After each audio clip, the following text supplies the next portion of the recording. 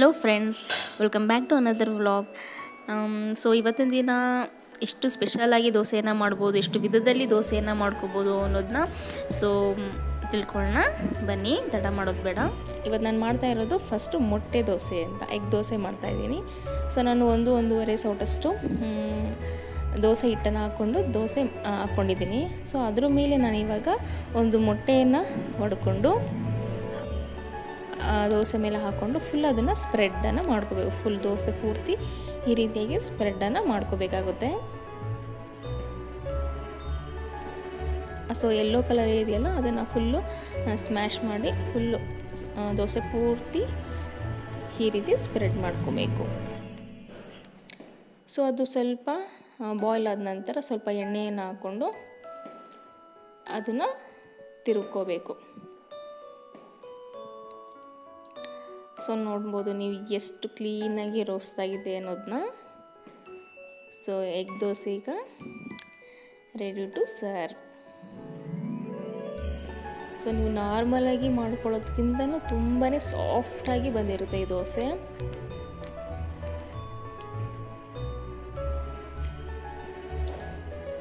ನೋಡ್ಬೋದು, ಮಕ್ಕಳಿಗೆ ಒಂದೇ ಒಂದು ದೋಸೆ ಕೊಟ್ರೇ ಸಾಕು, ಒಂದು ಎಗ್ಗು ಒಂದು ದೋಸೆಗೆ ಸಾಕಾಗುತ್ತೆ ಅವ್ರಿಗೆ. ಪುಟ್ಟ ಮಕ್ಕಳಿಗೆ ಒಂದೇ ಒಂದು ದೋಸೆ ತಿಂದ್ರೇ ಸಾಕು ಅವ್ರಿಗೆ, ಫುಲ್ಲು ಹೊಟ್ಟೆ ಫುಲ್ ಆಗುತ್ತೆ. ತುಂಬ ಸಾಫ್ಟಾಗಿ ಬಂದಿರುತ್ತೆ, ನಾರ್ಮಲ್ ದೋಸೆಗಿಂತ ತುಂಬ ಸಾಫ್ಟ್. ಸೊ ಬನ್ನಿ ಫ್ರೆಂಡ್, ಇನ್ನೊಂದು ವಿಧದಲ್ಲಿ ಹೇಗೆ ಮೊಟ್ಟೆ ದೋಸೆಯನ್ನು ಮಾಡೋದು, ಎಗ್ ದೋಸೆಯನ್ನು ಮಾಡೋದು ಅಂತ ಹೇಳ್ಕೊಡ್ತಾ ಇದ್ದೀನಿ. ಸೊ ಈ ರೀತಿ ಒಂದು ಮೊಟ್ಟೆನ ಹೊಡ್ಕೊಂಡು ಅದಕ್ಕೆ ಒಂದು 2 ಸೌಟಷ್ಟು ದೋಸೆ ಹಿಟ್ಟನ್ನು ಹಾಕ್ಕೊಂಡು ಫುಲ್ ಮಿಕ್ಸ್ ಮಾಡ್ಕೋಬೇಕು. ಮೊಟ್ಟೆ ಆ್ಯಂಡ್ ಮತ್ತು ದೋಸೆ ಹಿಟ್ಟನ್ನು ಎರಡೂ ಈ ಥರ ಮಿಕ್ಸ್ ಮಾಡಿಕೊಂಡು ಮಾಮೂಲಿ ದೋಸೆ ಹೆಂಗೆ ಮಾಡ್ತೀರೋ ಆ ರೀತಿಯೇ ಮಾಡ್ಕೊಳ್ಳೋದು. ಸೊ ಒಂದು ಮೊಟ್ಟೆಲಿ ನೀವು 2 ಅಥವಾ 3 ದೋಸೆಯನ್ನು ಮಾಡ್ಕೋಬೋದು ಇವಾಗ. ಸೊ ಇದು ಸ್ವಲ್ಪ ಕಲರ್ ಚೇಂಜ್ ಬರುತ್ತೆ, light biscuit colour, light yellow ಬರುತ್ತೆ. ಸೊ ಅದಕ್ಕಿಂತ ಇದು ಸ್ವಲ್ಪ ಡಿಫ್ರೆಂಟ್, ಒಂಚೂರು ಟೇಸ್ಟು ಡಿಫ್ರೆಂಟ್ ಆಗಿರೋದು ಅಷ್ಟೇನೇನಿಲ್ಲ. ನಾವು ಫಸ್ಟ್ ಮಾಡಿದ್ದು ಎಗ್ ದೋಸೆ ಸೇಮ್ ಆಮ್ಲೆಟ್ ತಿನ್ನೋ ಥರನೇ ಫೀಲ್ ಆಗುತ್ತೆ. ಇದು ಅಷ್ಟೊಂದು ಗೊತ್ತಾಗೋದಿಲ್ಲ, ಇದರೊಳಗೆ ನಾವು ಎಗ್ ಮಿಕ್ಸ್ ಮಾಡಿದ್ದೀವಿ ಅನ್ನೋದು ಅಷ್ಟೊಂದು ಗೊತ್ತೇ ಆಗೋದಿಲ್ಲ. ಆರಾಮಾಗಿ ತಿನ್ನಿಸ್ಬೋದು ಇದನ್ನು ಎಲ್ಲರಿಗೂ. ಎಗ್ ಮಿಕ್ಸ್ ಮಾಡಿದ್ದೀವಿ ಅಂತ ಯಾರಿಗೂ ಸಹ ಇದರಲ್ಲಿ ಗೊತ್ತೇ ಆಗೋದಿಲ್ಲ. ಸ್ವಲ್ಪ ಕಲರ್ ಮಾತ್ರ ಸ್ವಲ್ಪ ಲೈಟ್ ಯೆಲ್ಲೋ ಕಲರ್ ಬರುತ್ತೆ ಅಷ್ಟೇ. ಆ್ಯಂಡ್ ಮೊಟ್ಟೆ ಮಿಕ್ಸ್ ಮಾಡಿದ್ದೀವಿ ಅಂತ ಯಾರಿಗೂ ಗೊತ್ತಾಗೋದಿಲ್ಲ ಇದರಲ್ಲಿ. ಇದೂ ಅಷ್ಟೇ ಸಾಫ್ಟಾಗಿರುತ್ತೆ ಸೇಮ್.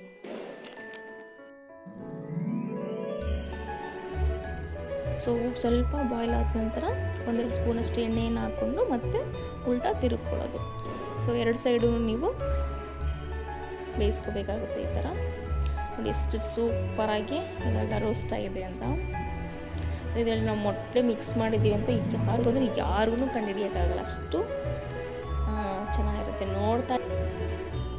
ಸೊ ಮೊಟ್ಟೆ ದೋಸೆ ಇಷ್ಟ ಇಲ್ಲದವ್ರಿಗೆ ಈ ರೀತಿಯಾಗಿ ಮಾಡಿ ನಿಲ್ಲಿಸಿದ್ರೆ ಸೊ ಅವ್ರಿಗೆ ಮೊಟ್ಟೆ ಹಾಕಿದ್ದೀವಿ ಅಂತ ಗೊತ್ತೇ ಆಗೋದಿಲ್ಲ. ಸೊ ಅದು ತುಂಬ ಸಾಫ್ಟಾಗಿ ಬರುತ್ತೆ ನೋಡಿ.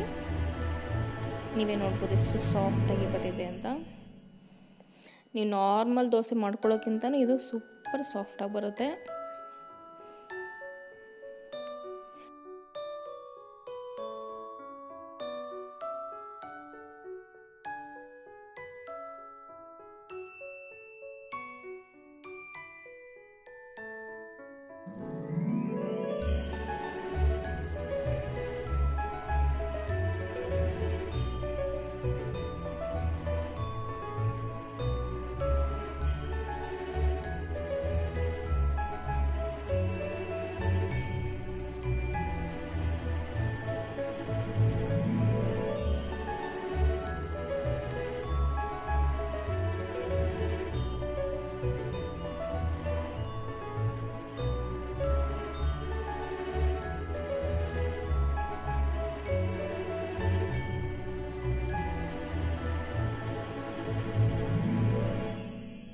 ಸೊ ಇದು ಸೆಕೆಂಡ್ ಮೆಥಡು. ಸೊ ಇನ್ನೊಂದು ಥರ ದೋಸೆ, ಕ್ಯಾರೆಟ್ ದೋಸೆ ಹೇಗೆ ಮಾಡೋದು ಅಂತ ನೋಡೋಣ ಬನ್ನಿ.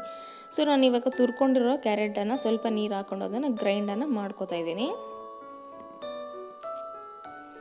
ಸೊ ದೋಸೆ ಹಿಟ್ಟಿಗೆ ಈ ಕ್ಯಾರೆಟನ್ನು ಪೇಸ್ಟ್ ಮಾಡ್ಕೊಂಡಿರೋ ಕ್ಯಾರೆಟನ್ನು ಮಿಕ್ಸ್ ಮಾಡ್ಕೊಳ್ತಾ ಇದ್ದೀನಿ ಅಷ್ಟೇ.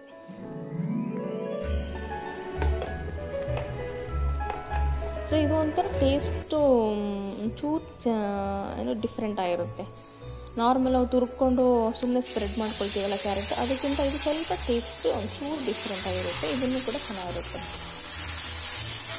ಸೊ ಮಕ್ಕಳು ತರಕಾರಿ ಆ ಥರ ತಿನ್ನಲ್ಲ ಅಂದರೆ ಮಕ್ಕಳೆಲ್ಲ, ಸೊ ಅದನ್ನು ಹಿಂಗೆ ಗ್ರೈಂಡ್ ಮಾಡಿ ದೋಸೆ ಬ್ಯಾಟರ್ಗೆ ಹಾಕಿ ಮಿಕ್ಸ್ ಮಾಡಿಬಿಟ್ಟು ಈ ಥರ ಮಾಡಿದ್ರೆ, ಸೊ ಕ್ಯಾರೆಟ್ ಮಿಕ್ಸ್ ಮಾಡಿದ್ದೀವಿ ಅಂತ ಇದಕ್ಕೆ ಗೊತ್ತೇ ಆಗೋದಿಲ್ಲ ಮಕ್ಕಳಿಗೆಲ್ಲ. ಸೊ ಈಸಿಯಾಗಿ ವೆಜಿಟೇಬಲ್ನ ಮಕ್ಕಳಿಗೆ ತಿನ್ನಿಸ್ಬೋದು. ಸೊ ಇದೇ ಥರ ನೀವು ಬೀಟ್ರೋಟ್ ಮಾಡ್ಕೋಬೋದು, ಚೆನ್ನಾಗಿರುತ್ತೆ. ಈ ಎಲ್ಲ ವೆಜಿಟೇಬಲ್ಸು ಕೂಡ ನೀವು ಟ್ರೈ ಮಾಡ್ಬೋದು. ಈ ಥರ ತುಂಬ ನೀರು ಬಿಟ್ಕೊಳ್ಳೋ ಅಂಥ ಇದನ್ನು ನೀವು ಉಪಯೋಗಿಸ್ಕೋಬೇಡಿ ತರಕಾರಿಗಳನ್ನ. ಸೊ ನೋಡಿ ಎಷ್ಟು ಪೇಪರ್ ದೋಸೆ ಥರ ಎಷ್ಟು ಚೆನ್ನಾಗಿ ರೋಸ್ಟ್ ಆಗಿದೆ ಅಂತ. ಸೊ ಎರಡು ಕಡೆಯೂ ನೀವು ರೋಸ್ಟನ್ನು ಮಾಡ್ಕೋಬೇಕು ದೋಸೆನ. ಸೊ ನೋಡಿ ಇವಾಗ carrot dosa ready to serve. So ನೋಡಿ ಲೈಟು ಆರೆಂಜ್ ಕಲರ್ ಬಂದಿದೆ. ಇದಕ್ಕೆ ಚಟ್ನಿ ಜೊತೆ ಸರ್ವ್ ಮಾಡಿದ್ರೆ ತಿನ್ನೋದಕ್ಕಂತೂ ಸೂಪರಾಗಿರುತ್ತೆ, ನೋಡ್ಬೋದು ನೀವು. ಸೊ ಬನ್ನಿ ಫ್ರೆಂಡ್ಸ್, ಇವಾಗ ಬಾಳೆ ದಿಂಡಿನ ದೋಸೆ ಹೇಗೆ ಮಾಡೋದು ಅಂತ ನೋಡ್ಕೊಳ್ಳೋಣ. ಸೊ ನಾನು ಒಂದು ಚಿಕ್ಕ ಪೀಸಷ್ಟು ಬಾಳೆ ದಿಂಡನ ತೊಗೋತಾ ಇದ್ದೀನಿ. ಸೊ ನೀವು ಬ್ಯಾಟರ್ ಎಷ್ಟು ನೋಡಿಕೊಂಡು ನೀವು ಹಾಕ್ಕೋಬೇಕಾಗುತ್ತೆ. ನಾನು ಇದರಲ್ಲಿ ಒಂದು ಹಾಫ್ ಪೀಸಷ್ಟು ನಾನು ಯೂಸ್ ಮಾಡ್ತಾಯಿದ್ದೀನಿ ಅಷ್ಟೇ. ಇದರಲ್ಲಿ ಒಂದು ಹಾಫ್ ಅಷ್ಟೇ ನಾನು ಯೂಸ್ ಮಾಡೋದು. ಸೊ ಇದನ್ನೆಲ್ಲ ತಗೊಂಡು, ಸೊ ಅದರಲ್ಲಿ ತುಂಬ ನಾರಿನ ಅಂಶ ಇರುತ್ತೆ ನೋಡಿ, ಈ ಥರ ನಾರೆಲ್ಲ ಬರುತ್ತೆ. ಅದೆಲ್ಲ ಕ್ಲೀನಾಗಿ ನೀವು ರಿಮೂವ್ ಮಾಡ್ಕೋಬೇಕು. ಕ್ಲೀನಾಗಿ ತೆಕ್ಕೊಂಡು, ಸೊ ಬಾಳೆ ದಿಂಡು ಮಾತ್ರ ಚಿಕ್ಕ ಚಿಕ್ಕ ಪೀಸಾಗಿ ಕಟ್ ಮಾಡಿಕೊಂಡು, ಸೊ ಕ್ಲೀನಾಗಿ ಫೈನ್ ಪೇಸ್ಟಾಗಿ ನೀವು ಗ್ರೈಂಡನ್ನು ಮಾಡ್ಕೋಬೇಕು.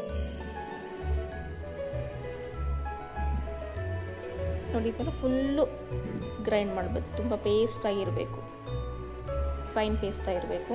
ಸೊ ಇದರೊಳಗಡೆ 1-2-3 ಸೌಟಷ್ಟು ನಾನು ಇವಾಗ ದೋಸೆ ಬ್ಯಾಟರ್ನ ಹಾಕ್ಕೊಂಡು ಮಿಕ್ಸ್ ಮಾಡ್ಕೊಳ್ತಾ ಇದ್ದೀನಿ. ಸೊ ಇದು ನೀವು ಪಲ್ಯನೂ ಮಾಡ್ಕೋಬೋದು ಬಾಳೆ ದಿಂಡಲ್ಲಿ. ಪಲ್ಯ ಮಾಡಿದಾಗ ನಾರು ಥರ ಸಿಗ್ತಾ ಇರುತ್ತೆ ನಿಮಗೆ ಬಾಯಿಗೆ, ಅದನ್ನು ಉಗಿದು ಬಿಡ್ತಾರೆ.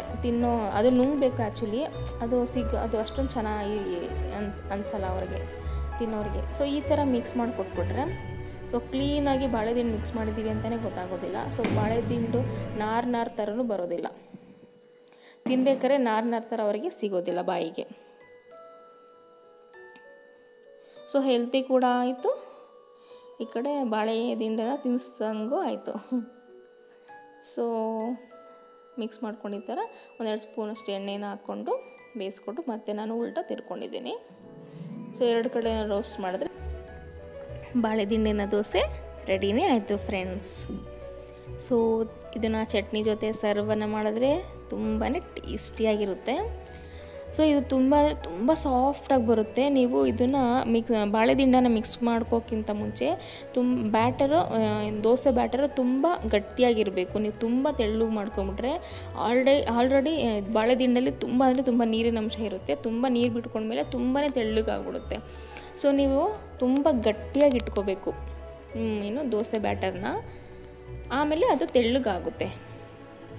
ನೀರೇನ ಉಪಯೋಗಿಸ್ಕೋ ಅವಶ್ಯಕತೆ ಇಲ್ಲ. ಸೊ ಬನ್ನಿ ಫ್ರೆಂಡ್ಸ್, ಇವಾಗ ಈರುಳ್ಳಿ ದೋಸೆಯನ್ನು ಮಾಡ್ಕೊಳ್ಳೋಕ್ಕೆ ರೆಡಿ ಮಾಡ್ಕೊಳ್ತಾ ಇದ್ದೀನಿ. 1 ಈರುಳ್ಳಿ, ಕೊತ್ತಂಬರಿ ಸೊಪ್ಪು, ಕರಿಬೇವು, 1 ಹಸಿಮೆಣ್ಸಿಕಾಯಿನ ಸೊ ಈ ಥರ ವೆಜಿಟೇಬಲ್ ಚಾಪರ್ಗೆ ಹಾಕ್ಕೊಂಡು ನಾನು ಈ ಥರ ಫೈನಾಗಿ ಕಟ್ ಮಾಡ್ಕೊಂಡಿದ್ದೀನಿ ಇವಾಗ. ಸೊ ಇವಾಗ 1-1.5 ಸೌಟಷ್ಟು ದೋಸೆ ಬ್ಯಾಟರ್ನ ಹಾಕ್ಕೊಳ್ತಾ ಇದ್ದೀನಿ. ಸೊ ಇದಕ್ಕೂ ಸಹ ತುಂಬ ನೀವು ತಿಕ್ಕಾಗೆ ಹಾಕ್ಕೋಬೇಕು, ತುಂಬ ತೆಳ್ಳಗೆ ಮಾಡ್ಕೋಬಾರ್ದು. ಅದು ಡ್ರೈ ಆಗೋಕ್ಕಿಂತ ಮುಂಚೆನೇ, ದೋಸೆ ಹಿಟ್ಟು ಡ್ರೈ ಆಗೋಕ್ಕಿಂತ ಮುಂಚೆನೇ ಪೂರ್ತಿಯಾಗಿ ಈರುಳ್ಳಿನೆಲ್ಲ ಈ ರೀತಿಯ ಫುಲ್ಲು ದೋಸೆ ಪೂರ್ತಿ ಹಾಕ್ಕೊಂಡು ಸ್ಪ್ರೆಡನ್ನು ಮಾಡ್ಕೋಬೇಕು. ಸೊ ಅದನ್ನು ಇದು ಈರುಳ್ಳಿನೆಲ್ಲ ಹಾಕ್ಕೊಂಡು ಜಸ್ಟ್ ಈ ಥರ ಪ್ರೆಸ್ಸನ್ನು ಮಾಡ್ಕೋಬೇಕು. ಆ ದೋಸೆ ಹಿಟ್ಟು ಒಳಗಡೆ ಅದು ಸೇರ್ಕೋಬೇಕು. ಇಲ್ಲಾಂದರೆ ನಾವು ಉಲ್ಟಾ ತಿರುಗಿಸಿದಾಗ ಅದೆಲ್ಲ ಈರುಳ್ಳಿ ಎಲ್ಲ ಆಚೆ ಕಡೆ ಬಂದ್ಬಿಡುತ್ತೆ. ಸೊ ನೋಡಿ ಇವಾಗ ಈರುಳ್ಳಿ ಕೂಡ ಸ್ವಲ್ಪ ಲೈಟಾಗಿ ರೋಸ್ಟನ್ನು ಮಾಡ್ಕೊಂಡಾಗಿದೆ ಈಗ. ಸೊ ನೋಡಿ ಇವಾಗ ಈರುಳ್ಳಿ ದೋಸೆ ರೆಡಿ ಟು ಸರ್ವ್. ನಿಮಗೆ ತುಂಬ ರೋಸ್ಟ್ ಬೇಕು ಅಂದರೆ ಈರುಳ್ಳಿನ ಇನ್ನೂ ರೋಸ್ಟಾಗಿ ಕೂಡ ಬೇಯಿಸ್ಕೋಬೋದು.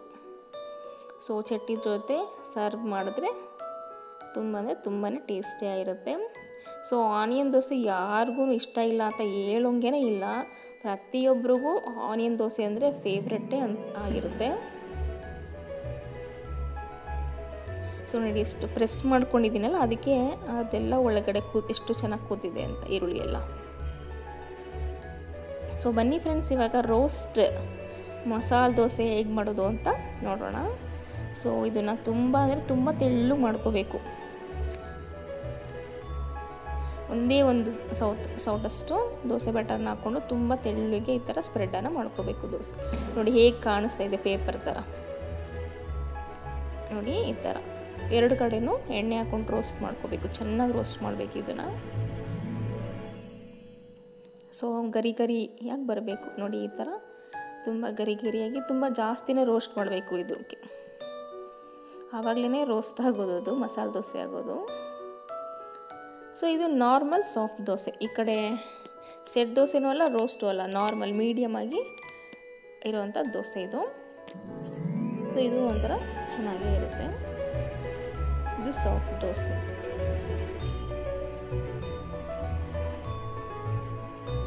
ಚಟ್ನಿ ಆಲೂಗಡ್ಡೆ ಪಲ್ಯ ಜೊತೆ ಸರ್ವ್ ಮಾಡಿದ್ರೆ ತುಂಬ ಟೇಸ್ಟಿಯಾಗಿರುತ್ತೆ. ಸೊ ಇದು ಸೆಟ್ ದೋಸೆ. ನೀವು ನನ್ನ ಲಾಸ್ಟ್ ಬ್ಲಾಗೆಲ್ಲ ನೋಡಿದ್ರೆ ಸೆಟ್ ದೋಸೆ ಹೇಗೆ ಮಾಡಿದ್ದೀನಿ ಅಂತ ಅದನ್ನು ನಾನು ತೋರಿಸ್ಕೊಟ್ಟಿದ್ದೀನಿ.